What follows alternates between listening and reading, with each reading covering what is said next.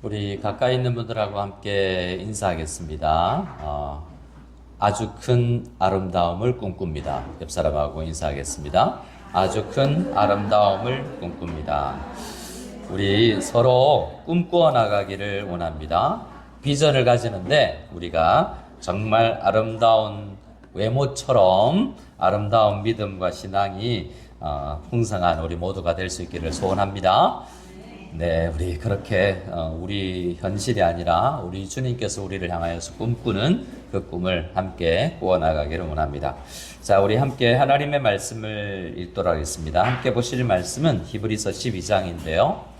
히브리서 신약성경 히브리서 12장 2절 말씀을 찾아서 우리 한 목소리로 읽기를 원합니다. 히브리서 12장 2절 말씀 우리 같이 한 절 같이 읽도록 하겠습니다. 같이 보겠습니다. 믿음의 주요 또 온전하게 하시는 이 예수를 바라보자.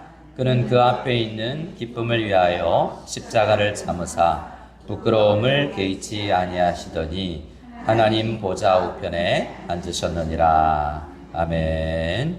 자, 또 한번 인사할까요? 오래 참읍시다. 여러분 참겠습니다. 개의치 않습니다. 라는 말이 오늘 본문에 있어요. 예수님은 많이 참으셨죠. 주님께서는 다시 2절에 보면 믿음의 주님 또 온전케 하시는 인 예수님인데 그분은 어떤 분이냐면 그는 그 앞에 있는 기쁨을 위하여 무엇을 위하여? 큰 기쁨이 예수님 앞에 있기 때문에 이 본문으로 제가 한번 말씀을 전했었는데요. 예수님이 참을 수 있는 이유는 뭐냐면 예수님 앞에 엄청난 비교되지 아니하는 큰 기쁨이 있기 때문에 지금 참을 수 있는 겁니다. 뭘 참을 수 있습니까? 십자가를 참을 수 있습니다. 또 뭘 개의치 않으셨습니까? 부끄러움을 개의치 아니합니다. 십자가가 상징하는 게 죽음의 고통이잖아요. 그러니까 목숨보다 더 소중한 기쁨이 있는 거죠. 그래서 신앙인들은 예수 믿는 사람들은 아주 큰 기쁨을 위해서 잘 참아낼 수 있어야 됩니다. 또 어떤 것들은 개의치 않습니다. 왜냐하면 큰 기쁜 게 있기 때문이죠. 그래서 여러분 적금 넣습니까? 적금을 넣어서 나중에 탈 걸 생각해서 지금 굶으며 아끼며 지금을 참는 이유가 나중에 뭔가 커져서 열매를 맺을 것을 생각하고 또 자녀들도 우리가 열심히 양육하는 것은 물론 그들을 위해서 통해서 복을 받는 것도 있지만 또 그들이 잘 되는 게 우리가 큰 기쁨이기 때문에 우리 어머니들은 누구보다도 더 참고 또 개의치 아니하는 경우가 있죠. 자, 우리는 그동안 5월, 6월 우리가 언어 다스리기 시리즈 했습니다. 근데 뭐 앞에 지나갔던 내용들이 또 다 그냥 흘러 지나가고 남지 않았을 수도 있지만 우리가 서로를 깎아내린다든가 시기한다든가 우리 다양한 우리 언어 습관에 대해서 또 이 소문을 내는 것들 비밀을 유지하지 아니하는 것들 다양하게 우리가 언어 생활을 돌아보게 되었는데요. 야고보 사도도 굉장히 그 당시에 가장 유명한 목사님 중에 한 분이었지만 나도 말에 실수가 있다 없다? 있다라고 이야기했었죠. 또 야고보 사도는 뭐에 말을 비유했었습니까? 산을 불태우는 그런 엄청나게 많은 그리고 오랫동안 자라왔고 키웠던 그 많은 수목들을 100년, 500년 넘는 그 나무를 순식간에 하루아침에 그냥 다 재로 만들어버리는 게 불이잖아요. 그것처럼 아주 작은 건데 제가 이전에 사진 보여드렸습니다. 마침 우리 선교 배에 갔다 오면서 그 큰 배를 움직이는 작은 이 조그마한 막대기 이 하나가 정말 큰 배를 움직이는 그런 키의 역할을 한다는 것을 보여주면서 우리 말은 엄청나게 큰 역할이 있다, 영향력이 있다라는 것을 함께 나누었습니다. 그럼 오늘은 마지막 시간에 교회가 이런 언어를 잘 다루는 문화를 개발해 나가야 되는 거죠. 그래서 그 개발해 나갈 때 가장 먼저 가져야 될 게 예수님의 마음을 가지는 겁니다. 무슨 마음이요? 예수님의 마음을 가지는 거죠. 빌립보서 2장이나 오늘 말씀에 우리 예수님을 바라보고 예수님을 닮아 나가고 예수님을 표대로 향해야 된다라고 이야기하고, 또 사도 바울도 그 예수님 때문에 참는 사람이었죠. 그래서 많은 말씀을 나누면서 이야기하겠지만, 내가 욕먹는 거, 내가 좀 무시당하는 거 개의치 않은 사람이었죠. 사도 바울은 뭐만 예수 그리스도가 전파된다면 오케이, 나 괜찮아 라고 생각했는데, 우리는 어떻습니까? 우리가 여러 번 테스트, 실습, 훈련을 해야 되는데, 옆 사람을 욕을 막 세게 한번 해보고 잘 참는지. 여러분 군대에 가면 화생방 훈련 같은 거 합니다.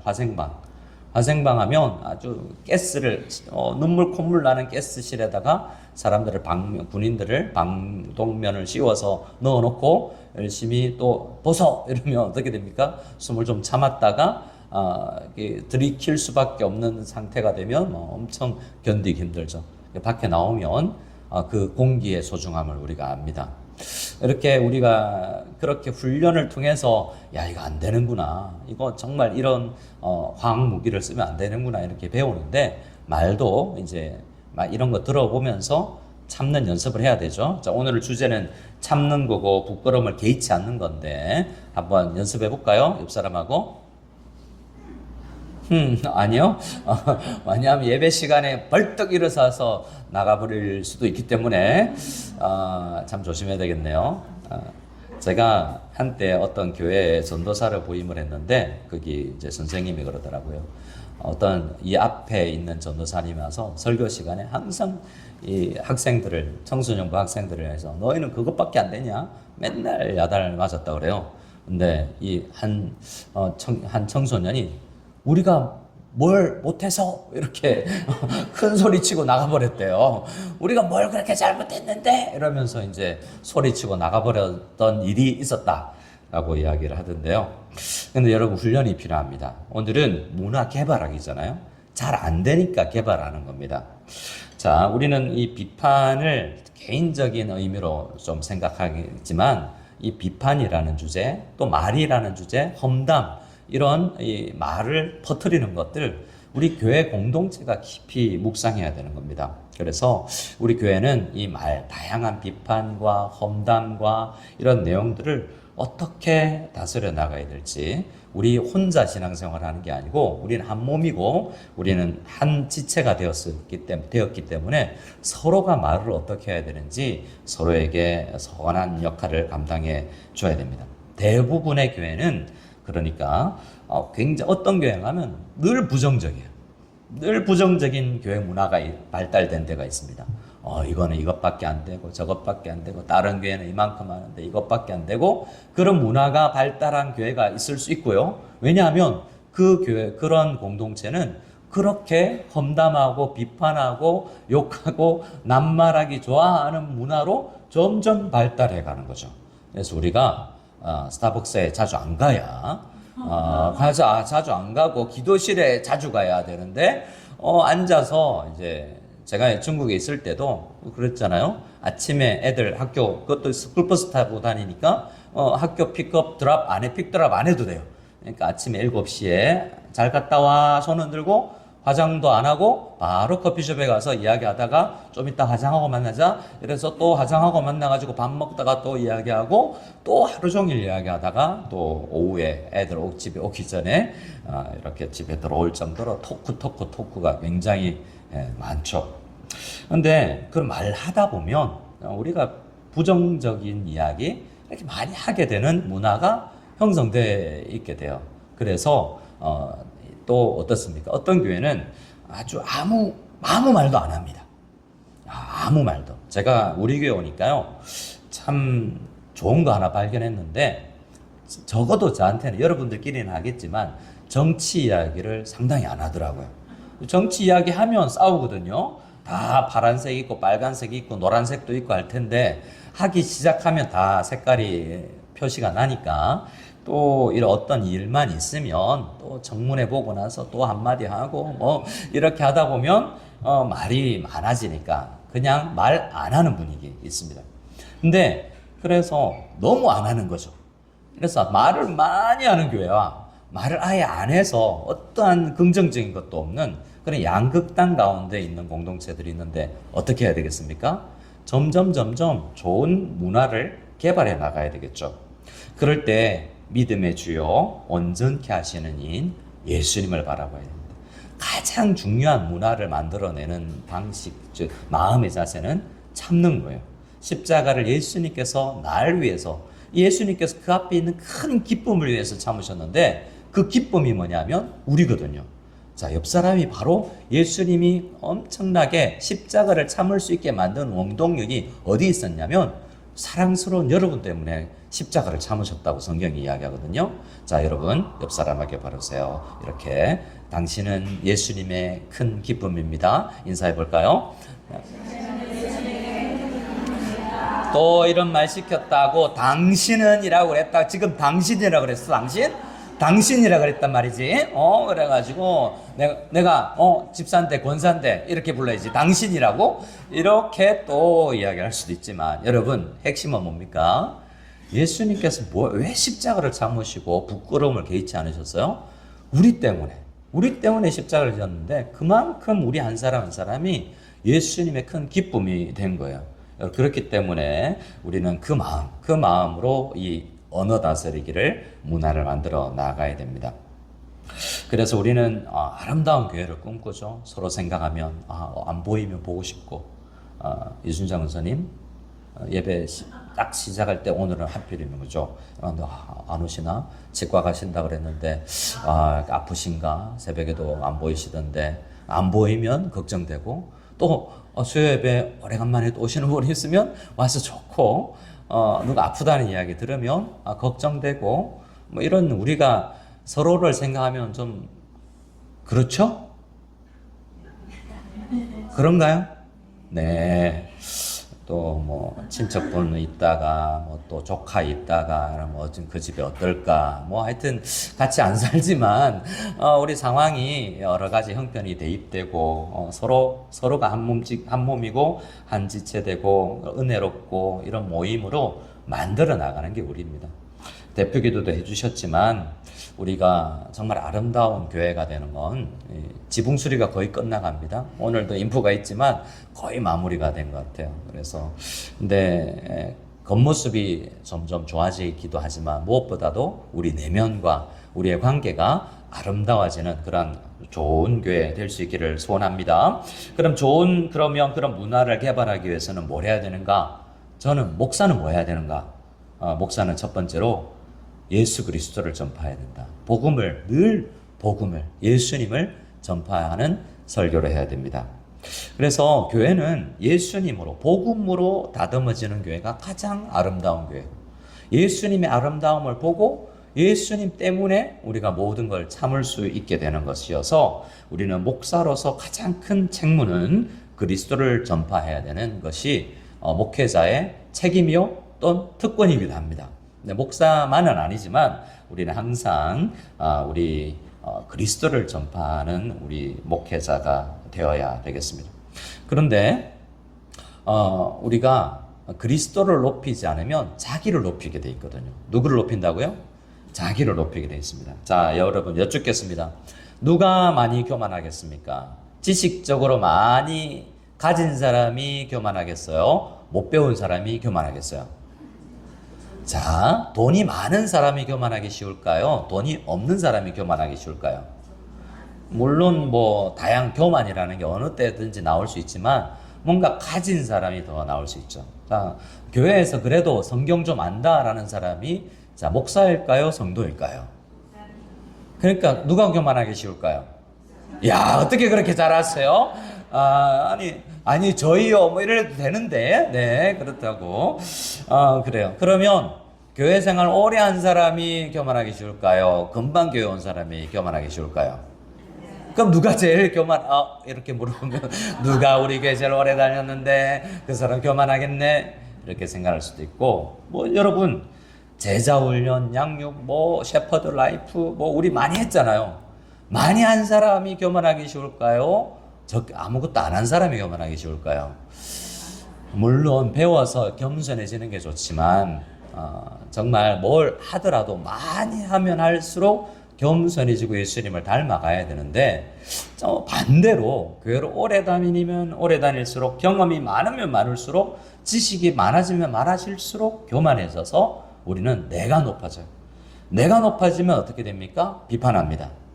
쟤는 이것도 안 되고 나는 이렇게까지 하는데 내가 이전에 할 때는 안 그랬는데 이렇게 내가 찬양 좀 했는데 소시적에 찬양 좀 했는데 저게 찬양이야? 아니 이제 내가 옛날에 샘지 좀 했는데 아이고 우리 샘지 안 되겠다.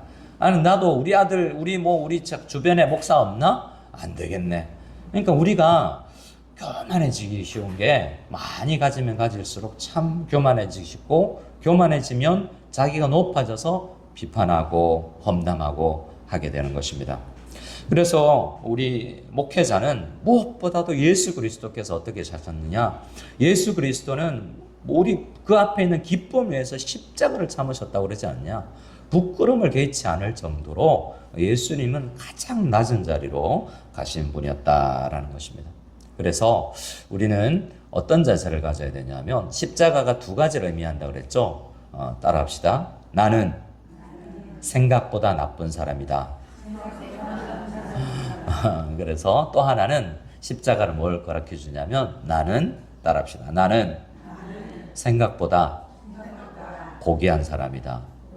왜냐하면 예수님께서 나를 위해서 죽으셔야 될 만큼 나를 아끼셨다는 거죠. 근데 두 가지가 다 있습니다. 우리는 생각보다 나빠요. 제가 이 설교 시리즈에서 몇 번이나 말했었죠. 사람들이 우리에게 했던 수많은 비난과 나에 대해서 모욕감을 줬던 그 말 있죠. 기분 나쁘게 만들었고 나 그 사람 안 보고 싶고 교회 안 가고 싶게 만든 그 나쁜 말 있잖아요. 근데 생각해보면 우리 성경 십자가는 뭘 가르쳐 준다고요? 너는 실제로 그 말보다 더 나빠. 너를 진짜 알면 그 정도밖에 욕 안 하겠니? 그건 나를 안 돌아보면 내가 그 친구가 그 성도가 나한테 그런 말을 했다고? 나는 그렇게 나쁜 사람 아닌데? 그렇기 때문에 화가 나잖아요. 하지만 십자가가 우리에게 이야기해 주는 것은 최악의 말을 가장 심한 비난보다 나는 더 항상 악한 존재다. 이건 성경에서 이야기해 주는 진리입니다.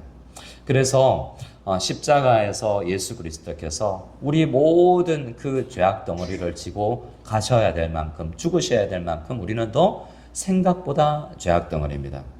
여러분 어떻습니까? 우리는 이 복음을 정해보면 교회에 제가 중국 있을 때 한 성도님 한국학교 여자 선생님 남편분이 직장을 잠시 포즈하고 잠시 쉴 수 있는 그런 직업이어서 우리 교회를 다녔는데 S대 출신, S대. 엄청 똑똑하고. 그래서, 근데 그 선생님이, S대 출신 그 남편에게 복음을 전해주라 그러는데, 그래서 만나서 복음을 전했죠. 근데 못 넘어가는 게 뭡니까? 죄인이라는 거예요. 자기는, 평생을 그렇게 죄를 많이 안 짓고 살았다는 거예요. 내가 아무리 생각해봐도 나는 죄인은 아니고, 죄 정의가 뭡니까? 라고 물어보더라고요. 죄는. 그러니까, 하나님의 기준에 미치지 못하는 교제잖아요. 근데 우리는 보통 왜 죄인이 아니라고 이야기하죠? 대한민국 헌법과 대한민국 형법에서 이야기하는 걸 다 잘 지켰거든요. 그럼 난 괜찮은 사람이에요. 근데 말씀에 비추어 보면 우리가 거울 앞에 서면 뭐 묻었네? 저도 밥 먹다가 제가 50줄이 죄송합니다. 얼마 젊은데요. 뭘 먹었는지 집에 가면 다 알 정도로 오늘 김치찌개 먹었구나 막 흘리고 다니잖아요. 거울 안 보면 나는 이 앞에 많이 묻히고 다니면서도 짜장 매워서 까만 점들이 막 흩어져 있는데 거울 안 봤을 때는 나는 멀쩡해서 그냥 흰 옷 입고 막 다니는 거죠. 음식물 막 묻은 그 옷을 입고. 근데 거울을 보는 순간 어떻게 됩니까? 아차 내가 이러고 다녔구나. 부끄럽죠. 창피하죠. 내가 이렇게 해서 지하철 탔다는 건가? 그때야 깨닫게 되는 거죠. 그래서 여러분 말씀이라는 거울 앞에 비춰보지 않으면 우리가 항상 교만하게 됩니다. 나는 죄인 아니라는 생각을 가지는 거죠. 근데 오늘 문화를 개발하는 가장 기본적인 자세는 예수님을 보면 십자가를 생각하면 나 예수님의 기쁨이지만 예수님이 죽어야 할 만큼 예수님이 부끄러움을 참아야 할 만큼 나 때문에 부끄러우셨구나. 이 자세를 가질 때에 우리는 바른 바른 우리가 문화를 개발할 수 있는데요. 그래서 저는 계속해서 예수를 바라보자라고 복음을 설교할 것입니다. 설교만 해서 안 되겠죠. 사도 바울처럼 늘 말씀을 전하는 사람이나 받는 사람이나 기도가 없으면 내게 안 되잖아요. 그래서 늘 기도해야 됩니다. 사도 바울의 복음을 전할 때 항상 기도했던 내용들이 있죠. 항상 하나님께 감사한다. 내가 기도할 때 기억하여 너희로 말미암아 감사하기를 거치지 아니한다. 고린도전서, 에베소서. 사도 바울은 복음 전하고 기도한다. 기도하고 복음 전합니다. 듣던 날부터 너희를 위하여 기도하기를 거치지 아니하고 구하니. 옆 사람에게 한번 이렇게 이야기해 보겠습니다. 집사님, 권사님 위해서 기도하겠습니다. 시작. 집사님을 위해서 진짜 말만 하고 안 하면 안 되죠. 근데 여러분 솔직히 생각해 보세요. 기도할게 해놓고 기도 안 한 적 있으세요? 없으세요? 기도해 줄게 이라고 이야기해 놓고 돌아서는 깜빡해서 점심 먹으러 가가지고 맛있는 거 먹느라고 깜빡하고 하려고 그랬다고요. 진심으로. 근데 잊어먹어요. 그래서 기도해 줄게 하지 말고 기도해 줄게 라는 것보다 지금 기도하자. 이게 짧게라도 지금 기도할게. 지금 기도하자. 전화기에서 이야기를 들었으면 전화로 기도하고 문자로 기도를 전해줄 수 있고, 그래서 기도해 줄게 라는 약속 말고 기도를 할 수 있는 우리가 될 수 있기를 원합니다. 자, 복음이 우리 교회의 문화를 형성한다고 생각하고, 사도 바울은 복음을 전하고 늘 기도했던 것을 생각하며 너무나 잘 알죠. 그런 기본적인 복음과 기도가 우리가 하나님께서 성령의 역사로 우리를 그런 문화를 만들어 나가게 될 것입니다. 근데 이거는 굉장히 원론적인 거고요. 실전적인 세 번째는 우리가 복음을 전해서 늘 그리스도에게 비춰봐야 된다는 것. 두 번째는 기도하면서 늘 그게 성령께서 그 말씀이 내 것이 될 수 있도록 해야 된다는 것. 전하는 자와 받는 자가 동일하게 기도하면서 와야 된다는 것. 세 번째는 우리 자주 잘못을 인정해야 됩니다. 여러분 생각해 보세요. 옆 사람한테 잘못한 거 있으세요? 없으세요? 옆에 사람이 없네 마침. 얼마나 좋아. 목사님이 수요예배, 특히 제가 주일은 요즘에 엄청 절제하는데 수요일은 서로 친하다고 생각하고 옆 사람하고 자주 인사시키는데, 그러니까 여러분이 지혜로우셔서 옆 사람을 안 만들 수가 있는데 그렇게 하지 마시고 훈련해야 된다니까요. 수요일은 자주 실제적으로 훈련하는 거고, 옆 사람하고 뭔가 마음에 껄끄러움이 있는 경험이 있어요? 없어요? 옆에 없으니까 그러면 우리 교회 우리 센터 안에 누군가 부부 가운데서도 자녀하고도 뭔가 껄끄러움이 말실수한 거 있어요? 없어요? 말하고 나서 아차 싶은 적 있으십니까? 없으십니까? 있습니까? 없습니까가 아니라 많죠군요. 목사는 설교하고 나서 후회를 할까요? 안 할까요? 우리 목사는 참 후회 많이 하겠다 이런 생각 하십니까? 네. 정말 목사도 실수가 많고 저도 그래요. 근데 좋은 교회 문화 만들어 나가는 건 목사부터 시작해야 되죠. 자기의 잘못을 인정하고 공개적으로도 혹은 개인적으로도 저 집사님한테 이렇게 지나가면서 잘못한 것 같은데 제가 실수했습니다 라고 인정할 수 있어야 돼요. 제가 솔직히 한번 있었던 건 지난 주일날 우리 재정부에서 헌금 개수를 다 하고 나면 봉투를 가져다 주거든요. 그래서 거기에 봉투에 감사 기도의 제목이 있으면 제가 읽고 또 기도도 하고 하기 때문에 금액을 보진 않지만 그런 건 확인한단 말이에요. 근데 딱 전해주는데 먼저 딱 든 우리 로비에서 이렇게 그랬어요. 여러 성도님들이 있는데 딱 건네주는데 보통은 마벨에게 주거나 그냥 개인적으로 사무실, 목양실 와서 전해주신단 말이에요. 근데 있는 데서 받았는데 첫 번째 내가 드는 생각이 그냥 머리에 있는 게 나와버린 거예요. 평소보다 얇네요? 왜 얇았을까요?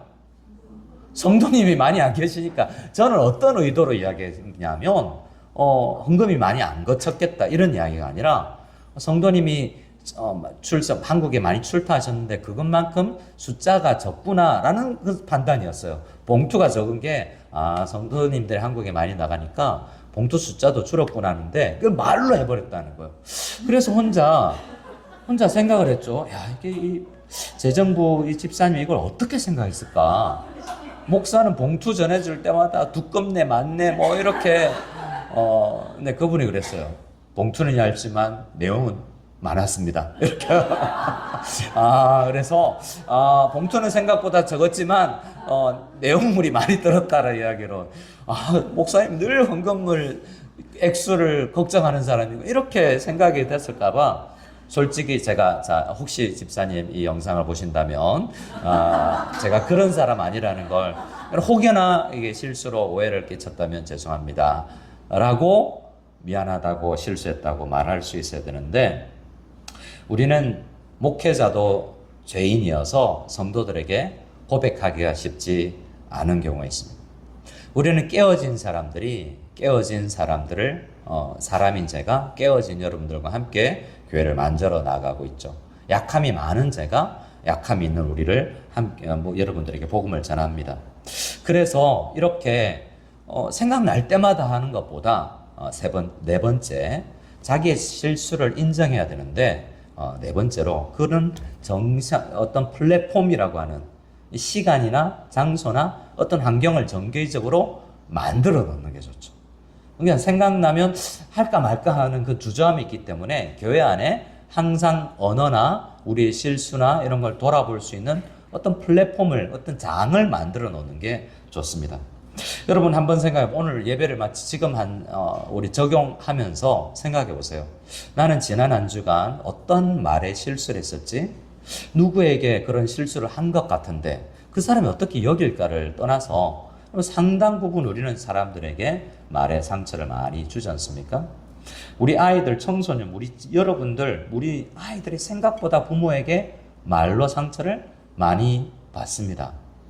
그래서 우리 특히 청소년기에는 이사도 잘 가지 않는 시기인데 혹시 10대 청소년이 있는데 우리 필리핀에 이주해 오신 분들 엄청난 충격이 아이들에게 있어요.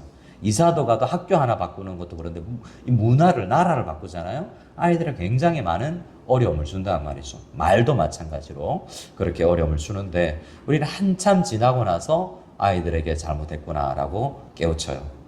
제가 중국에서 한 분을 목회를 하면서 한 분을 만났는데 이분은 이제 초신자였어요. 교회 오고 나서 큰 대기업의 아주 중역이었는데 이분이 늦가기에 늦둥이를 봤어요. 그러니까 첫째와 둘째 나이 차이가 열 몇 살이 나는 거죠.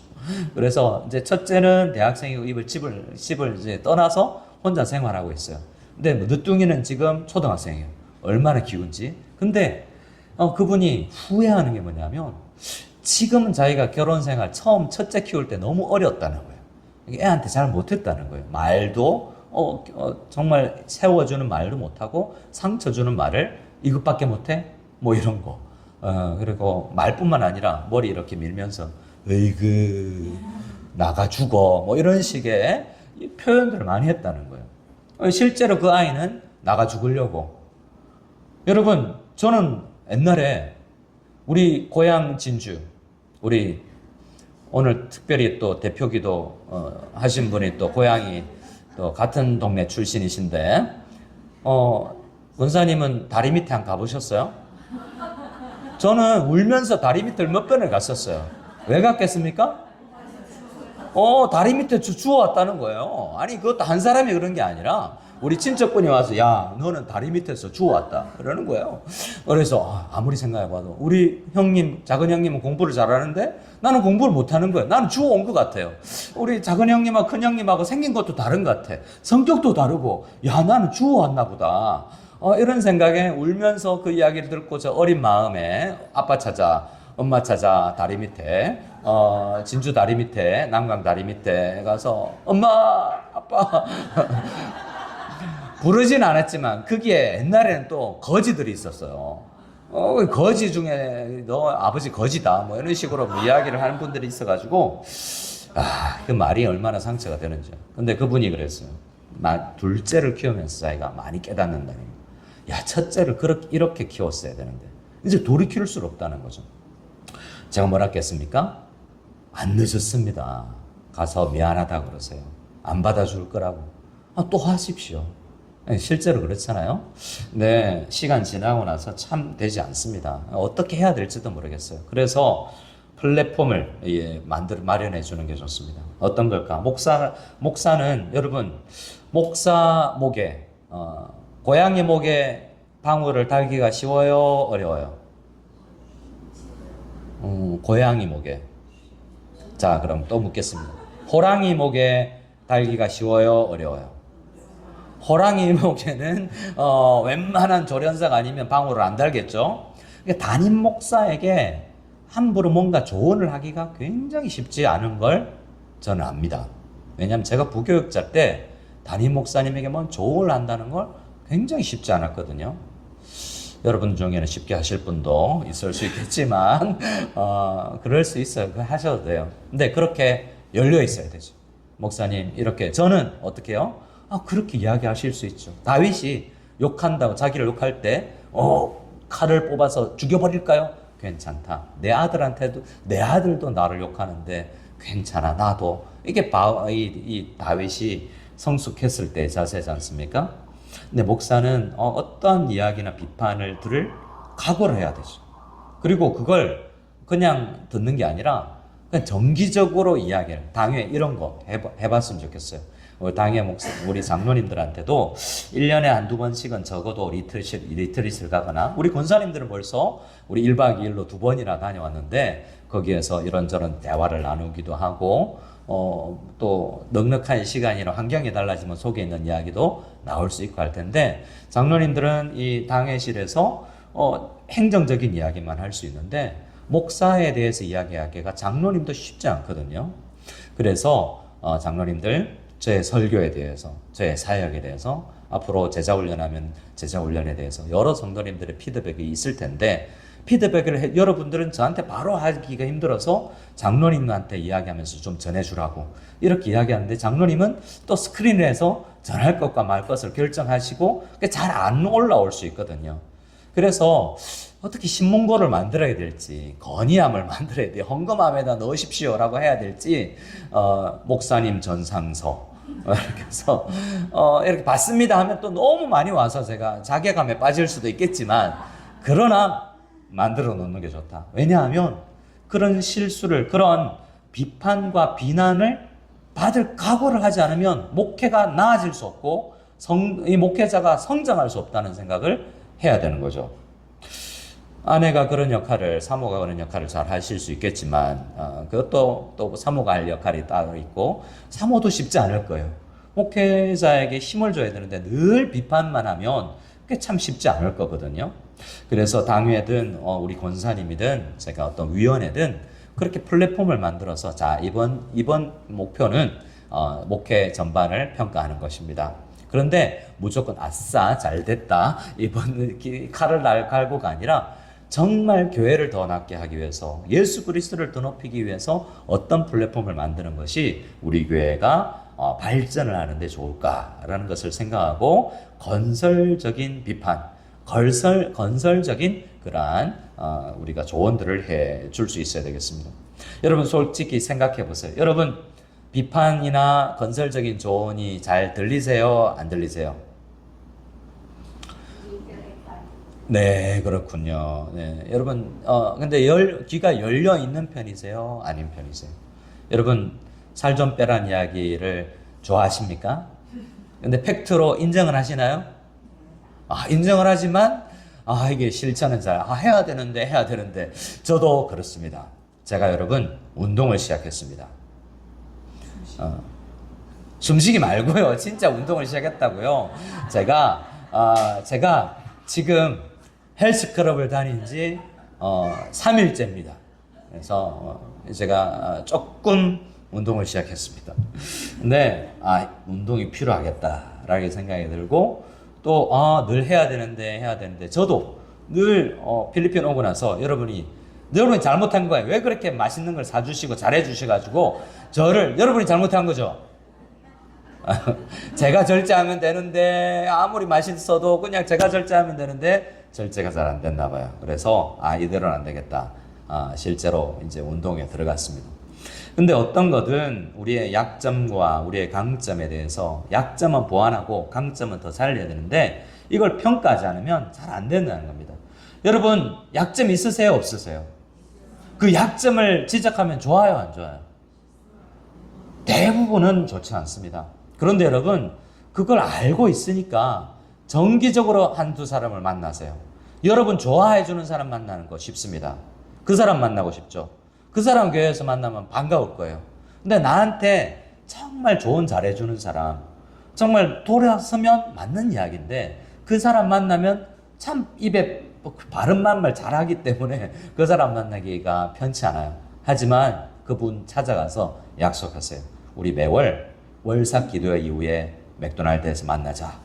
그래서 딱 정해놓고 만나시라고요. 그리고 이번 달 날 지켜보면서 뭔가 어느 생활이든 뭐든 내가 뭘 해야 더 그리스도인 닮아 나가겠냐.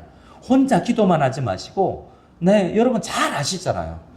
저도 나 뭐가 약한지 저 스스로도 어느 정도 많이 압니다. 근데 그걸 알면서도 잘 안 고쳐지는데요. 그걸 정기적으로 점검을 받을 필요가 있다는 거예요. 여러분, 몸무게 재는 저울 위에 올라가는 게 좋으세요? 안 좋으세요? 인바디 아십니까? 인바디? 맨발로 이렇게 맨손으로 딱 잡으면 체지방 몇 프로 이렇게 딱 뜨잖아요. 그러면 운동도 안 할 건데 그거 알면 더 기분 나빠요. 그렇기 때문에 잘 안 올라가려고 그러죠. 하지만 전문가한테 트레이닝을 받아야 됩니다. 목회자도 여러분, 우리도 우리 교회 20년, 30년 다닌 분이 우리 교회를 제대로 평가 못할 수 있습니다. 오히려 우리 교회를 잘 안다고 생각하죠. 하지만 외부 컨설팅이 필요할 때가 있어요. 교회 외부에서 와서, 여러분들, 저는 아직은 6개월 차라서 뭔가 보입니다. 교회 와서 처음 보니까 이것도 이거 왜 이러죠? 물어보면 그런 게 있었네요. 너무 익숙해서, 예를 들어서 제가 여러분 우리 교회 장의자 색깔, 우리 짙은 고동색 이런 거 좀 너무 짙어 보인다라는 생각이 드는데 이거 어떻게 교회를 밝게 하지? 라고 제 눈에는 아직 그래도 보이는 것들이 더 어떻게 하면 돈 안 들이고 교회가 나아질까? 이런 것들이 좀 보이거든요. 근데 오래되면 오래될수록 우리 자신이 잘 안 보일 수 있습니다. 특별히 여러분 교제를 많이 안 하시는 분, 샘터 모임 안 나가시는 분, 샘터 모임 나가기 힘들잖아요? 이유가 뭔지 잘 생각해보세요. 자기가 점검당하기 때문에 그래요. 내가 드러나기 때문에 그래요. 내 못난 부분이, 약한 부분이 드러나기 때문에 싫은 거예요. 그런 경우가 100%는 아닐지라도 상당히 그게 많다고 생각하고 그곳에서 내가 단련된다는 생각을 하고 정기적으로 방학이라서 참 좋으시겠지만 우리가 정기적으로 우리가 이 방학 아닌 개학하면 정기적으로 그곳에서 내가 점검받을 필요가 있습니다. 정말 좋은 공동체는 어떤 공동체입니까? 샘터 안에 정말 비밀을 유지해주고 어떤 마음에 있는 것들라도 잘 이야기하는 거잖아요. 우리 이번 금요일 토요일 날 오는 우리 강사님 김양재 목사님 교회, 우리들 교회 유명한 게 있습니다. 그 교회는 소그룹이 굉장히 유명해요. 아주 디테일한 것까지도 이야기합니다. 저도 잘 안 듣지만 오신다고 그래서 큐티하니 여사예요? 이렇게 아주 목소리, 기분이 70이 넘으셨는데 목소리를 들으면 좀 젊어 보여요. 근데 그 정말 목소리 관리가 잘 되신 분 같아요. 근데 꼭 그 큐티, 김양재 목사님 큐티 시리즈의 그 유튜브의 말미에 본인 교회 성도들의 간증 이야기를 합니다. 누구의 어떤 사람의 이혼하신 분의 간증이에요. 어떤 분의, 오늘 제가 참고하면서 잠시 들었던 것은 그런 간증하더라고요. 목사 자제로 태어나서 결혼했는데 부부싸움하고 교회에 샘지가, 그분은 소그룹 리더라고 그러는데, 근데 그 샘지방에, 카톡방에 부부싸움하고 저는 이제 우리 샘지 내려놓고 이제 이혼할 거예요 라고 생각하고 탈퇴해버린 사람 이야기를 하더라고요. 그 교회에서 치리받았대요. 그리고 밤늦게까지 고등학교 여자 딸이 또 술 먹고 돌아와가지고 그게 경찰한테 실려서 왔대 나중에. 그래가지고 그 일로 또 교회에서 치리받았대요. 근데 그 교회는 그런 이야기를 샘터 안에서 다 하는 거예요. 내 속에 있는 위원의 위기에 있고 그런 그 이야기하니까 방어가 되는 거예요. 그냥 끙끙 앓고 있다가 해결이 안 되는 거예요. 그리고 실제로 더 어려운 일들이 생기고 자살하기도 하고 어려운 일들이 생기는 거죠. 깊은 내용까지 나누어주는 거죠. 근데 그 단점도 있다고 이야기해요. 그렇다 보니까 모든 깊은 이야기를 나누다 보니까 너무 내밀한 이야기까지 다 되니까 힘든 부분도 있다고 하는데 그 교회 장점 중에 하나는 아주 깊은 자기 오픈이 있는 소그룹이 있다라는 장점 중에 하나가 있다고 이야기 들었어요. 여러분, 그렇게 우리는 내 내면을 다 내어 상당히 부끄러울 것입니다. 마치 옷을 다 벗고 있는 것처럼 상당히 부끄러울 수 있어요. 하지만 나아질 수 있습니다. 근데 부끄러운데 주님께 뭐 하셨어요? 부끄러운 길을 걸어가셨잖아요. 오늘 본문에 뭐라고 이야기합니까? 믿음의 주요 온전케 하시는, 우리를 온전케 하시는 그분이 먼저 걸어가신 이가 그분이 어떤 분이십니까? 예수를 바라보자. 그는 그 앞에 있는 기쁨을 위하여 뭘 참으셨어요? 십자가를 참으사 부끄러움을 개의치 않으셨잖아요. 그 길을 걸어가신 주님을 닮아 나가는 우리 성도들은 우리가 이 부끄럽지만 우리가 빚어져서 우리 교회가 아름다운 우리 언어 문화를 개발하는 우리 교회가 될 것이다. 잘못을 시인하고 어떤 특정한 플랫폼을 만들어서 센터 안에서 내가 빚어질 것이다 생각하고 그 속으로 들어갈 수 있는 우리 모든 성도님들이 다 될 수 있기를 소원합니다. 그리고 마지막 큰 계획을 세울 수 있기를 원합니다. 큰 비전을 가질 수 있기를 원합니다. 우리는 우리가 가진 비전, 우리가 가진 능력보다 더 큰, 우리의 능력과 우리의 자원보다 더 큰 꿈을 꾸기를 원해요. 우리가 가진 건 돈은 한계가 있습니다. 여러분이 가진 돈이 얼마 안 되는 거 알아요. 각 가정에 한 100억 정도밖에 없는 거 알아요, 제가. 하지만 그 돈보다 더 큰 거, 1000억을, 1조를 꿈꿀 수 있어요. 하나님은 우리 교회 공동체를 꿈꾸는 공동체로 만드실 거라고 저는 만드시기를 원합니다. 올해 표가 우리 주님께서 꿈꾸는 바로 그 교회인데 같이 꿈을 나가야 되는데요. 우리가 돈을 다 합쳐보면 우리 얼마 안 될 수 있습니다. 우리의 지식을 다 합쳐보면 얼마 안 될 수 있습니다. 우리의 능력과 달란트를 다 합쳐보면 얼마 안 될 수 있어요. 하지만 우리가 다 모여서 꿈꿉니다. 우리가 가진 자원과 능력과 우리가 달란트보다 더 큰 교회를 꿈꾸는 거죠. 그래서 우리를 통해서 지금은 연약하지만 우리의 언어 생활이 발달하고 우리 언어 생활이 정말 잘 다듬어져서 정말 하나님께서 어떤 외모보다 건물보다 그 교회 성도님들은 참 언어 생활에 있어서 참 귀하다. 내가 이전에 그 교회에 대한 소문을 어떻게 들었는데 내가 만나본 그 교회 성도님 그렇지 않더라라는 이야기가 이 필리핀 땅 안에 많이 전파될 수 있기를 소원합니다. 함께 그런 교회를 꿈꾸어 나가기를 소원합니다. 우리 함께 찬양하며 나가기를 원합니다.